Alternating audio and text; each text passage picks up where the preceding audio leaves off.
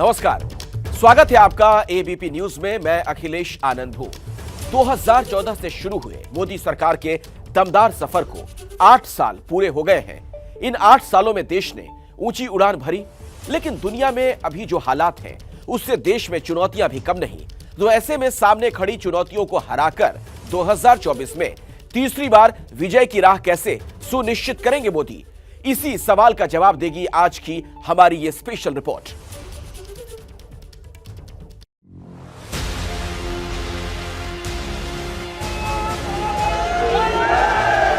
ये कार्यक्रम शिमला में है, लेकिन एक प्रकार से ये कार्यक्रम आज पूरे हिंदुस्तान का है।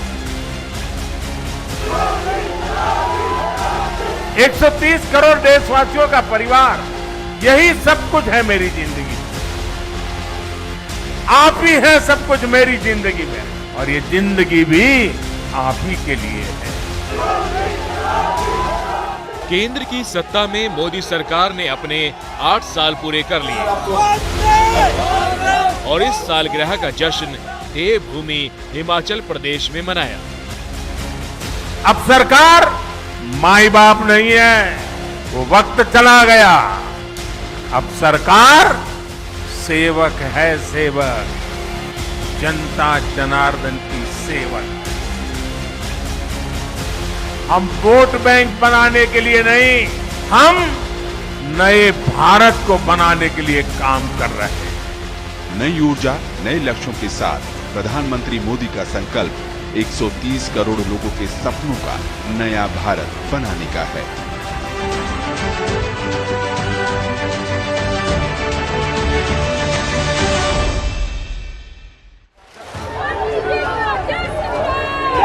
शिमला में पीएम मोदी ने पहले देश भर से जुड़े किसानों को वर्चुअली संबोधित किया, किसान सम्मान निधि की अगली किस्त जारी की, दूसरी कई योजनाओं के लाभार्थियों से बात की, फिर रोड शो करते हुए हिमाचल की जनता का आशीर्वाद लिया।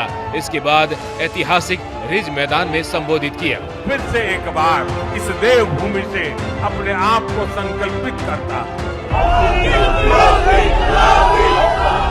ये तस्वीरें तब की हैं जब सीटीओ चौक से लेकर रानी झांसी पार्क तक रोड शो के दौरान पीएम मोदी गाड़ी में सवार रहे और मोदी मैजिक हर तरफ नजर आया।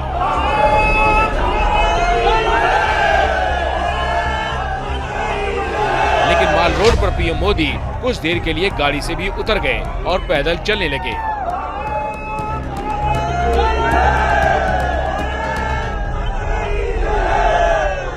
मोदी ने हाथ हिलाकर लोगों के इस अभिवादन को स्वीकारा और लोगों का भारी हुजूम मोदी पर फूलों की बारिश करता रहा।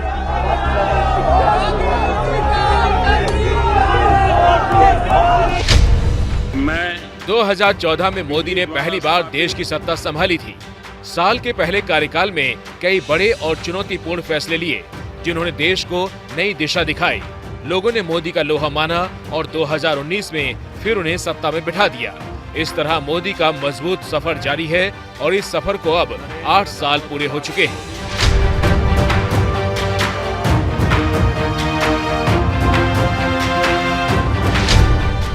लेकिन मोदी की ना तो ऊर्जा में कोई कमी आई है, ना काम करने के उनके जुनून में कोई फर्क है।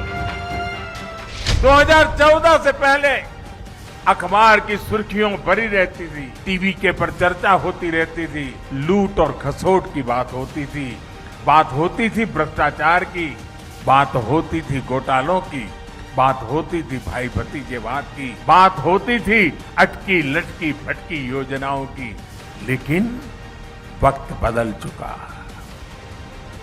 आज चर्चा होती है सरकारी योजनाओं से मिलने वाले लाभ की। आज चर्चा होती है दुनिया में भारत के स्टार्टअप की। वर्ल्ड बैंक भी चर्चा करता है भारत के ईज ऑफ डूइंग बिजनेस की।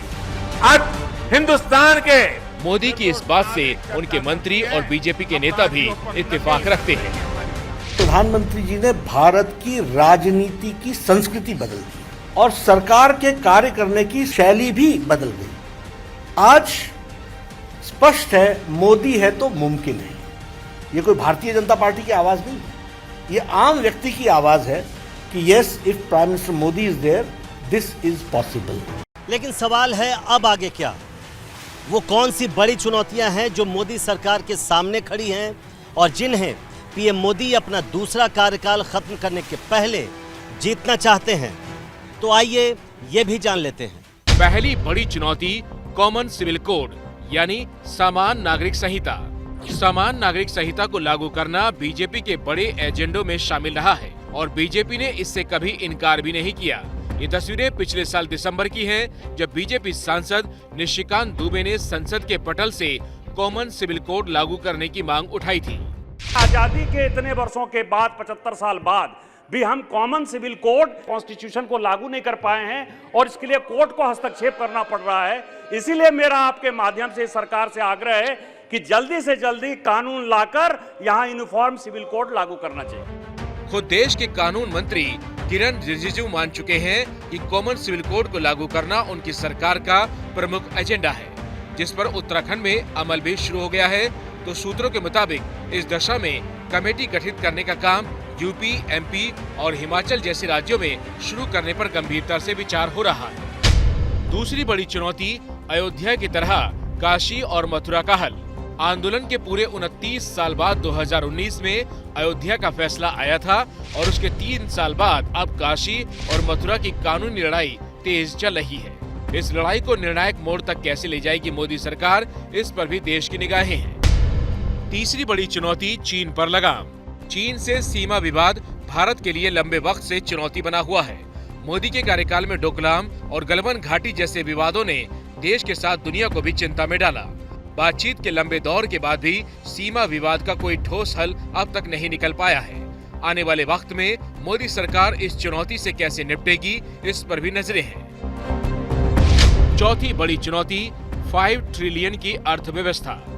2014 में जब पीएम मोदी ने पहली बार प्रधानमंत्री के रूप में देश की कमान संभाली थी, तब देश अर्थव्यवस्था के मामले में दुनिया में 11वें नंबर पर था। 2019 आते आते मोदी के फैसलों ने भारत को दुनिया की 5वीं बड़ी अर्थव्यवस्था बना दिया, लेकिन कोरोना इस रास्ते में अड़चन बनकर आया, जिसने भारत को फिर से 6ठे नंबर पर धकेल दिया।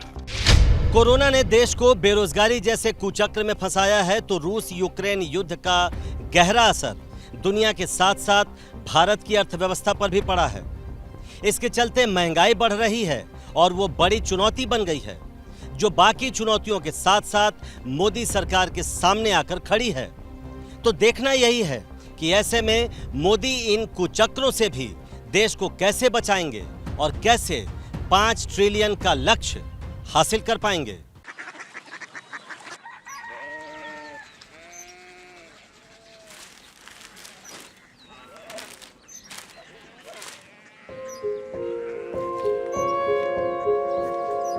बाबा बाबा Korea city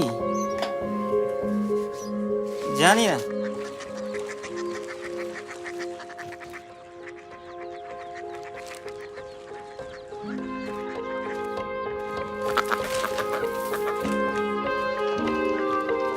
Korea city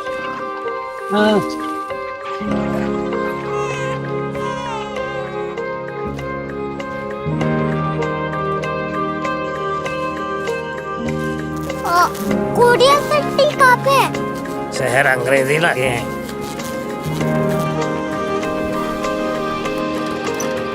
Korea city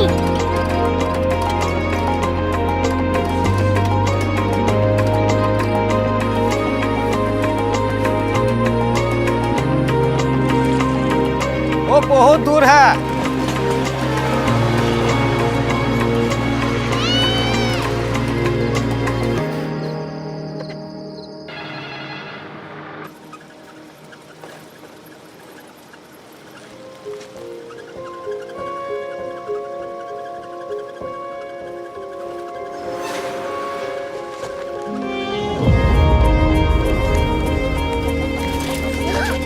Korea city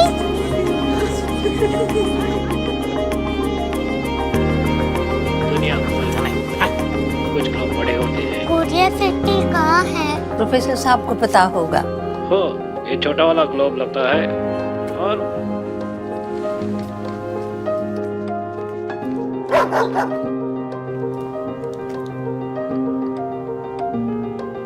पता नहीं, मेरी बेटी से जाके मिल लो, शायद उसे मालूम हो।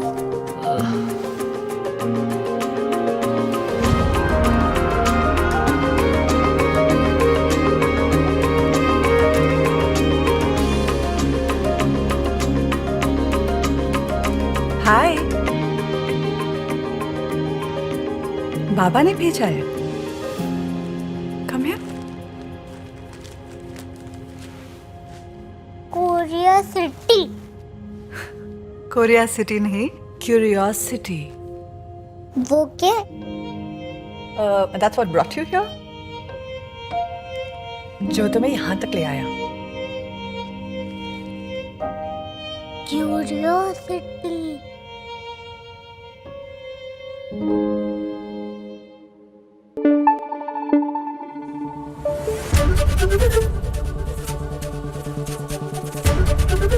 एबीपी न्यूज आपको रखे आगे।